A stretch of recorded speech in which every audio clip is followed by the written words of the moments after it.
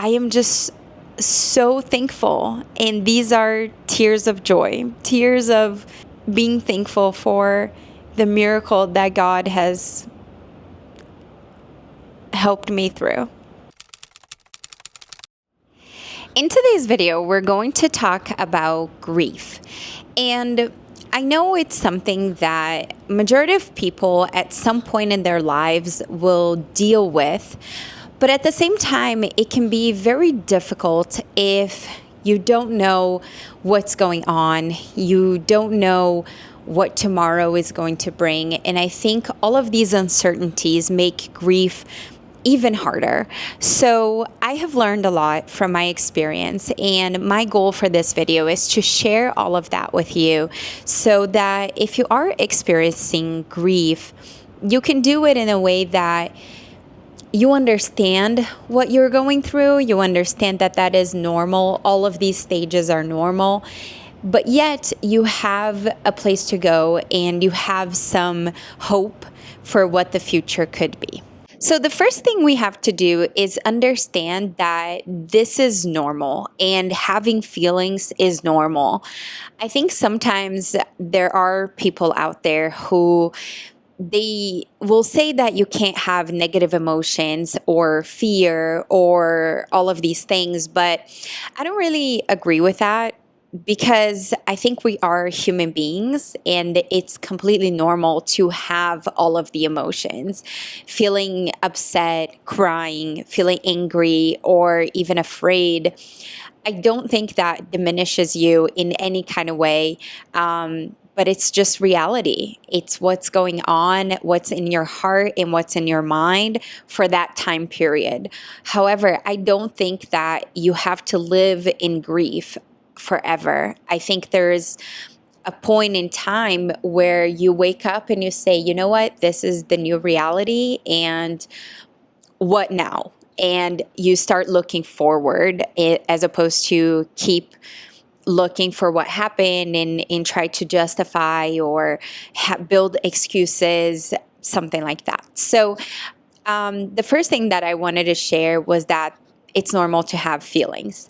The second thing I want to share with you is, if you've never heard of this, but as you grieve, there are grieving stages. And I want to go over these stages with you and kind of share what I went through, because I lost my arm in 2017. And as I was dealing with grief, I didn't understand that that's what I was feeling. So when I figured this out, it gave me a lot of clarity to understand that what I was going through was normal, and people who are grieving all go through similar stages. So let's start with the first part of the stage, which is denial.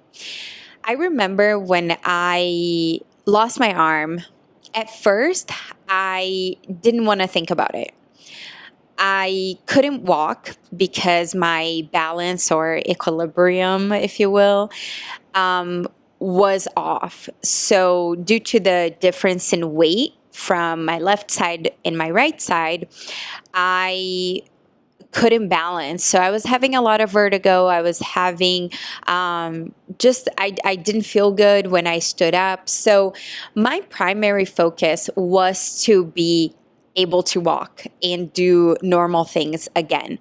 And I focused so much on that I didn't start the grieving process until maybe 8 months after I lost my arm. So this was very significant to me, because if somebody said, you know, you went through this loss, you're going to deal with grief, right when it happened, I would have just laughed, because that is not how I felt. I was very motivated, very committed to getting back on my feet. And months later, when the winter came and I was home and I didn't have a job, I didn't have a car, I just would spend a lot of time in the house and in my room, I started feeling upset. And this denial phase kicked in, because I thought I could just sleep and wake up and none of this would have happened. I wished it away. I wish I could go back in time and not have gone through it. So it is something that I think anybody dealing with loss would feel, is just the sentiment of, can I undo what has been done? And unfortunately, majority of the time there is nothing you can do. So this denial turns into anger because all of a sudden it doesn't feel fair. Why did this have to happen to me? Why am I the one being punished, you know?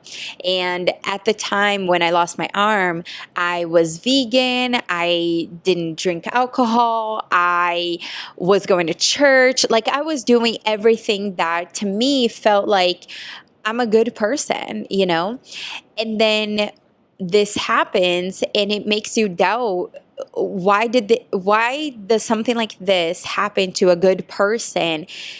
So I felt even more of the negative things because I just wanted to be normal. I just wanted to be able to go to the gym and do what I was doing.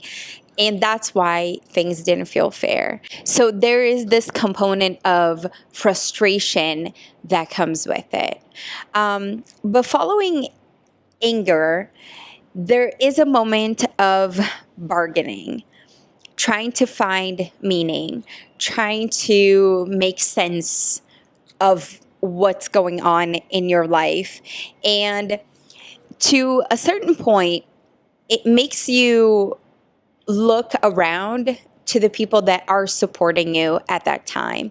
And here's what I'll say that's very important is being able to reach out to people, to rely on your friends, your family, to tell them how you're feeling. You know, I don't think people will judge you. If they know what's going on with you, they are going to give you a lot of love and help you through that process. And I was very fortunate at my work. They were very supportive. My friends were all very supportive. My parents, when I decided I didn't want to wear a prosthetic, my parents were very supportive, even though it was very expensive to get a prosthetic. So, I think being able to have real conversations with people that care about you is really key. And once you get over that anger, or even during the anger,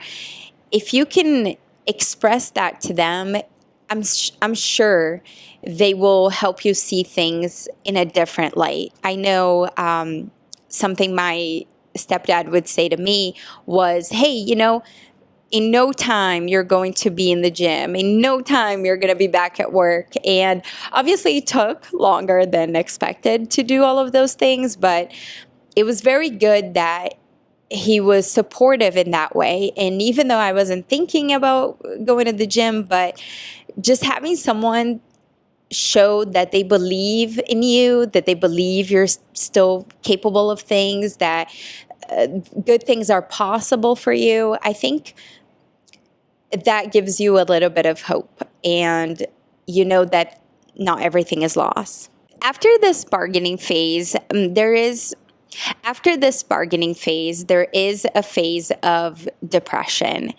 And this can come in all shapes and forms, but I know I felt deeply saddened about my situation. And along with all of these other feelings, the resentment and everything, I think the feeling of sadness is to accept your new reality. Change is very uncomfortable. It doesn't feel good to change.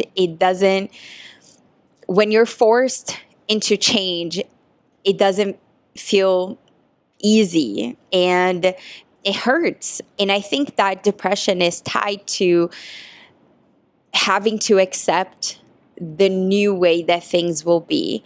And at that time, I was eating a lot of desserts and chocolate because I thought it was a way to numb the pain, which led me to gain a lot of weight, which led me to have more acne.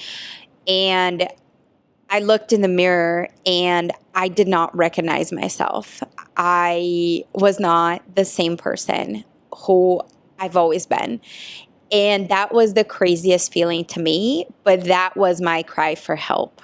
When I looked in the mirror and I didn't see me, I asked my mom to go see a therapist, to go get help, because I was afraid that I wasn't going to be able to do that alone. So I booked an appointment and I went into my first appointment with a therapist in my life, and I cried for 45 minutes. I bawled my eyes out. I was crying to the point that I couldn't breathe. And she couldn't ask me anything. She couldn't say anything because I couldn't stop crying. And before I left, she said, coming here and crying is not going to move us forward. So start writing. Start journaling, write down how you're feeling, why you're feeling that way, and when you feel ready to talk, then you can come back. Luckily, I never went back. I just started journaling, and that was my therapy. Along with, I went back to the gym and I started taking care of some dogs. And I think those three things, being near pets, they just love you so much, that was so healing to me. And journaling, I was able to really get in my head and in my heart and understand what I was worried and scared about. But then follow that with being able to exercise. I would go on long walks and I would just really take the time to get some activity in, because that's really good for your hormones. So following that depression phase, that's really when you start making your way up into acceptance. And I remember all of those things combined. I just started looking at life thinking that I'm still here and this is not the end. So what now? And that helped me look forward into, what do I want to do for work? What do I want for my, personal life? Do I want to get married? Do I want to have kids? Do I want to keep living where I live? Do I want to go on an adventure? Like what now? What do I want to do? And when I was little, my cousins live in Switzerland, and they would share pictures of them in this bridge. And I've shared this before. If you've been here a while, you've heard this story, but they would share pictures of them in this bridge, and in all 4 seasons, the bridge looks just beautiful. And I've always had that in my head that someday I was going to go to this place. So I was taking care of these dogs and getting paid like $10 an hour. But I just kept saving all my money, and I bought a ticket to go to that place. And when I was there, it was so eye-opening and magical. And everything that I had in my mind, that all of my expectations were fulfilled. As I was there, I was able to journal and think and go on long walks and be in nature. And when I came back, I knew what I wanted. I knew that I wanted to go back to work. I knew that I wasn't going to let what happened to me stop me. And I knew that I wanted to be some kind of motivation to other people. And then that's when I think God put the seed in my heart, because I really like coming here and sharing my story. And this past week, I was talking to someone that works for the government, and now they want me to share my story for a training. And I just feel very fortunate, the amount of people that reach out and say how much they like my videos or how I've impacted them in some kind of way. It all makes sense now. I always think about, like, if this did happen to somebody that was a bad person, everybody would look at them and say they deserved it. Nobody looks at me and says that I deserve this. So for that, I think I am so grateful. And I know it sounds crazy, but now I look back and everything I went through just made me a better person. And that is, there's nothing that could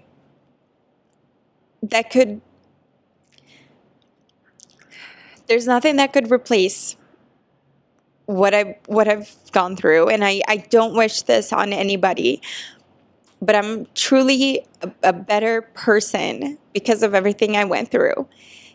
And it sucks that I had to go through all of these things, but in the end of the day, we have to turn our pain into purpose, and I hope you understand that. So I do have a few final words here.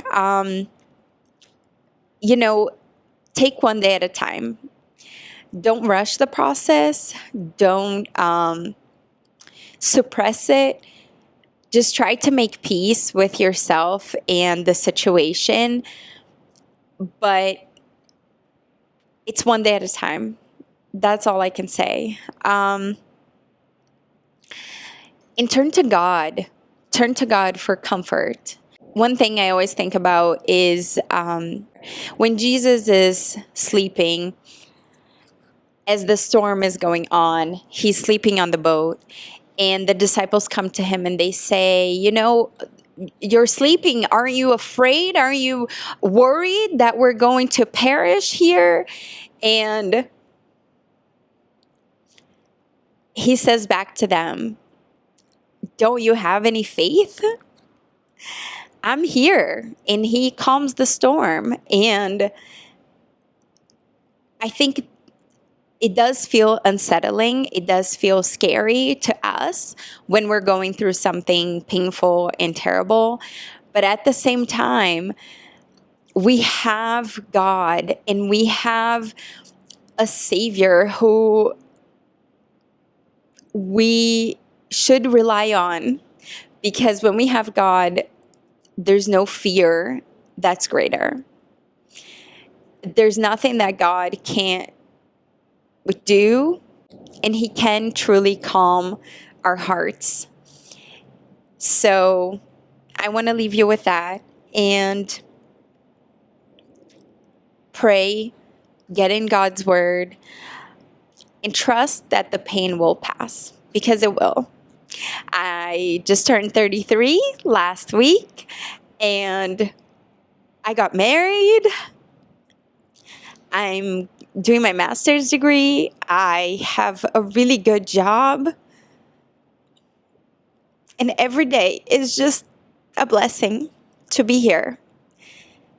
And I just thank God every day for all of these things, because what a ride. what a life story, right? And I'm really happy to share all of this with you. So I'm sorry for the tears, but I've wanted to talk about all of these things for a little while now, and I'm really happy I did. And know that you will find peace, and things will turn around just like they did for me. Thank you so much, as always, and I'll see you next time. Bye.